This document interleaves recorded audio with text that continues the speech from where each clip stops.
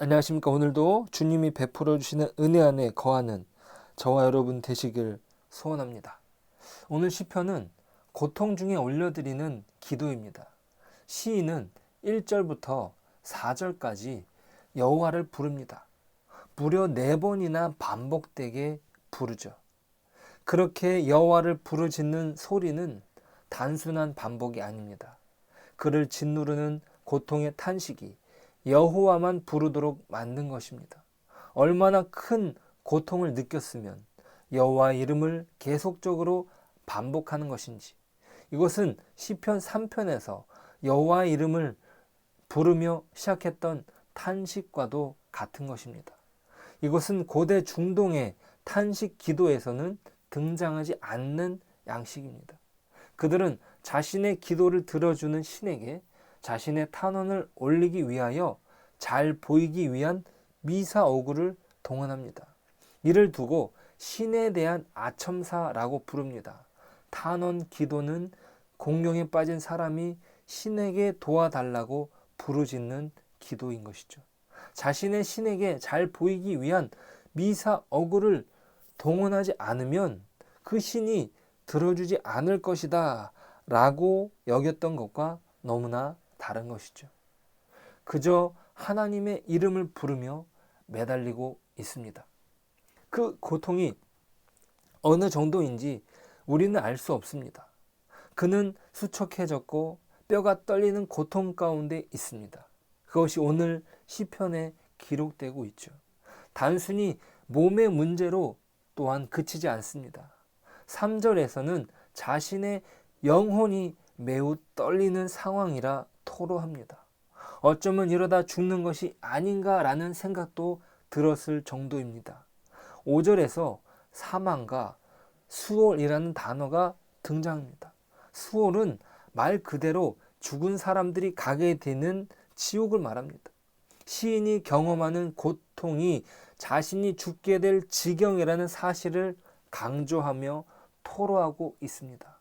밤마다 잠을 이루지 못하여 눈물로 요를 적신다고 합니다.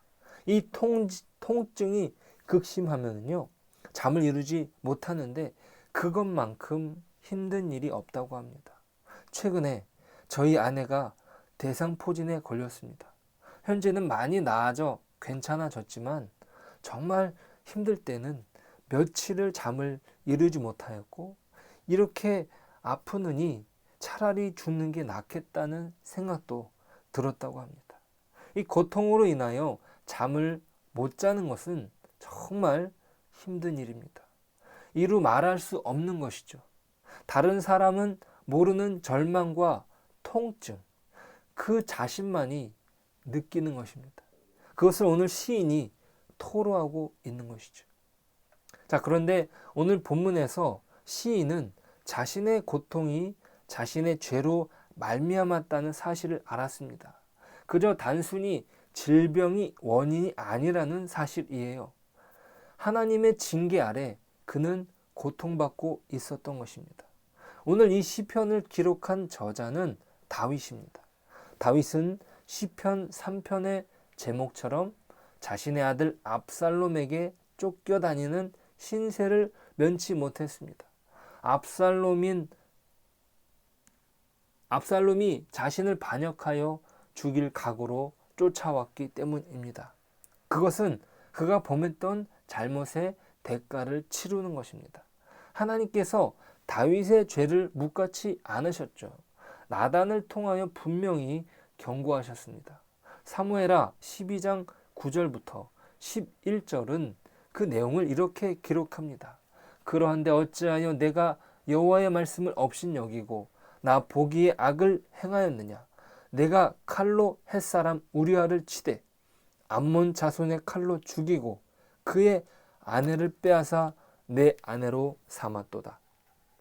이제 내가 나를 업신여기고 햇사람 우리아의 아내를 빼앗아 내 아내로 삼았은즉 칼이 내 집에서 영원토록 떠나지 아니하리라 하셨고, 여호와께서 또 이와 같이 이르시기를 보라, 내가 너와 내 집에 재앙을 일으키고 내가 내 눈 앞에서 내 아내를 빼앗아 내 이웃들에게 주리니 그 사람들이 내 아내들과 더불어 백주에 동침하리라.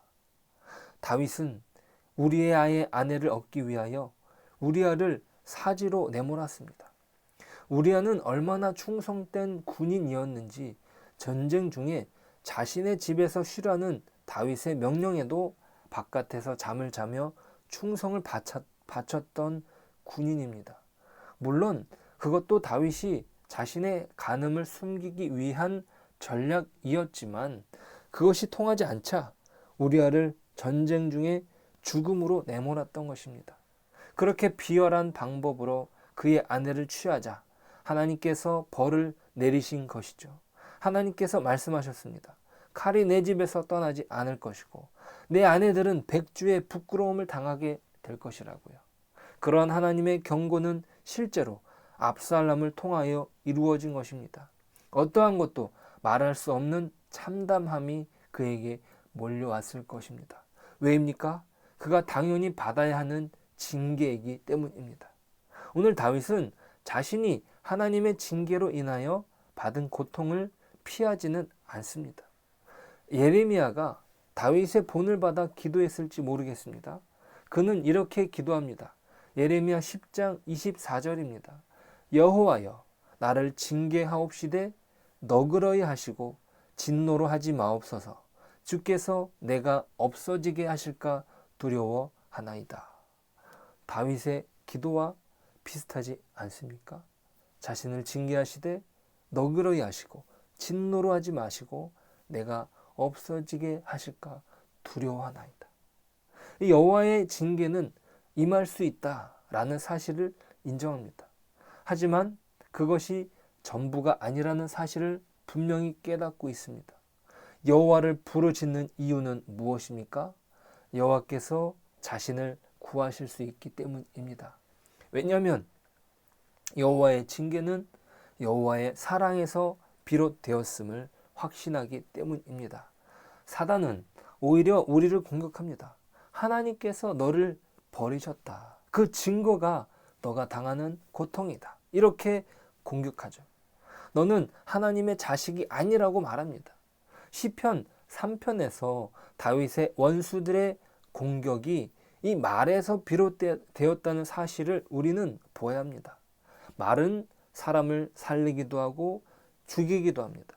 3편 2절은 이렇게 기록됩니다. 많은 사람이 나를 대적하여 말하기를 그는 하나님께 구원을 받지 못한다 하나이다. 이 사단의 전략은요, 하나님과의 관계를 멀어지게 만드는 것입니다. 그 공격하는 말은 아무런 근거가 없는 것은 아닙니다. 하나님의 징계를 바탕으로 공격하는 것이죠. 그 징계를 보니까 그를 버리셨다라고 사단은 원수를 통하여 말하는 것입니다. 하지만 다윗은 그 원인을 분명히 알았습니다. 하나님께서 그를 징계하심은 그를 사랑하시기 때문입니다.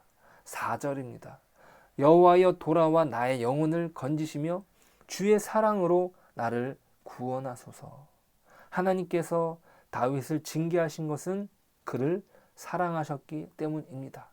다윗이 이것을 분명히 알았기에 그가 기도할 수 있었습니다. 그리고 그는 하나님으로부터 기도의 응답을 받을 수 있었습니다. 오늘 시편의 구절을 이렇게 보았습니다.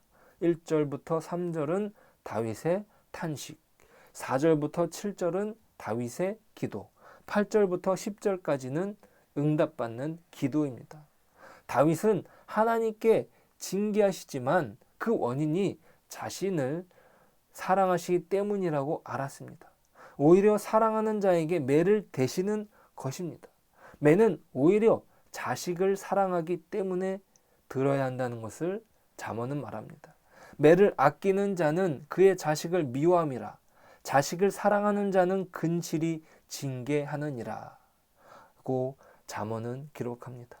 사단은 매를 그를 버린 증거라고 보았지만 다윗은 아니었습니다.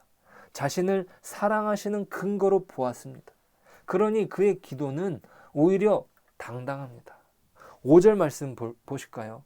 사망 중에서는 주를 기억하는 일이 없사오니 스올에서 주께 감사할 자 누구리이까?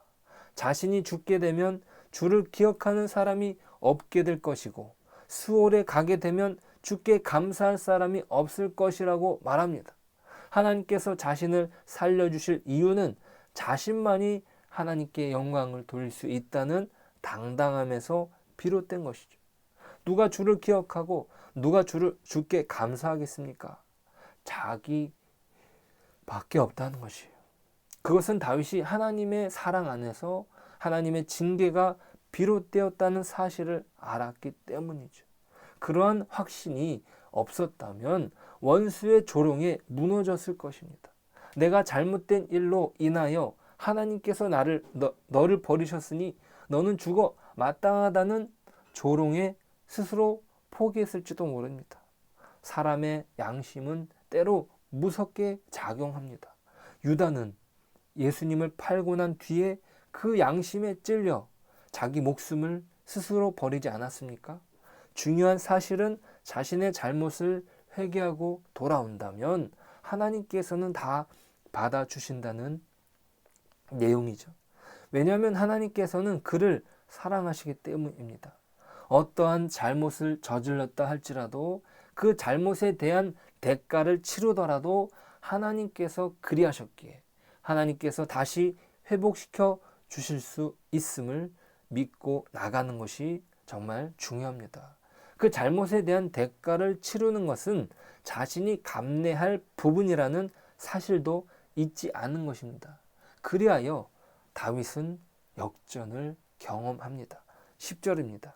내 모든 원수들이 부끄러움을 당하고 심히 떨며 갑자기 부끄러워 물러가리로다. 뼈가 딸리는 고통 가운데 있었던 시인은 그들의 원수들이 도리어 부끄러움을 당하고 떨림 가운데 물러갈 것이라는 하나님의 응답을 받은 것입니다. 오늘 우리는 어떤 모습으로 기도해야 합니까? 우리가 때로는 우리의 잘못으로 인하여 징계를 받을 수 있습니다. 우리가 받는 고통은 어쩌면 대부분 우리의 잘못에서 비롯된 것일지도 모릅니다. 하지만 그럼에도 불구하고 그것은 우리를 바른 길로 인도하시려는 하나님의 채찍이라는 사실을 잊지 말아야 합니다. 내가 당하는 고통 가운데 절망의 여지가 있더라도 우리는 하나님의 사랑에 기대어 일어나야 합니다. 왜냐하면 하나님께서 우리의 아버지이시기 때문이죠. 오늘 다윗의 기도처럼 이렇게 기도해야 됩니다. 사망 중에서는 주를 기억하는 일이 없사오니 수월에서 주께 감사할 자 누구리까? 누구라는 것이죠. 하나님을 찬양할 사람은 바로 자기라는 것이죠. 그러니 하나님 저를 살려주십시오.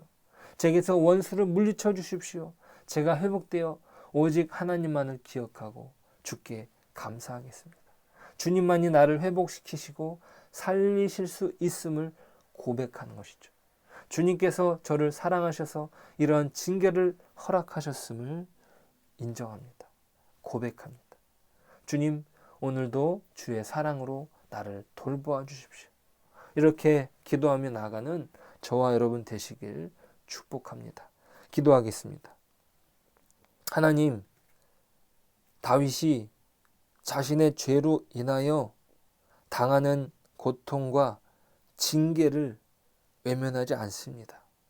그러한 고통 가운데 그가 자기 양심에 찔려 하나님을 두려워하고 하나님을 멀리하는 것이 아니라 도리어 하나님의 사랑을 붙잡는 것을 보았습니다. 하나님, 우리도 이 기도를 회복할 수 있도록 도와주옵소서. 우리가 고통 중에, 우리가 고난 중에 더욱 하나님을 의지하게 하시고 그 기도를 통하여서 응답하시는 하나님을 만나길 소원합니다. 그 하나님이 나의 아버지시고 그 하나님이 나의 영원한 구원자이심을 고백하길 원합니다. 주님, 오늘도 은혜 가운데 붙잡아 주시고 오늘도 은혜 가운데 살게 하여 주옵소서. 예수님의 이름으로 기도드립니다. 아멘.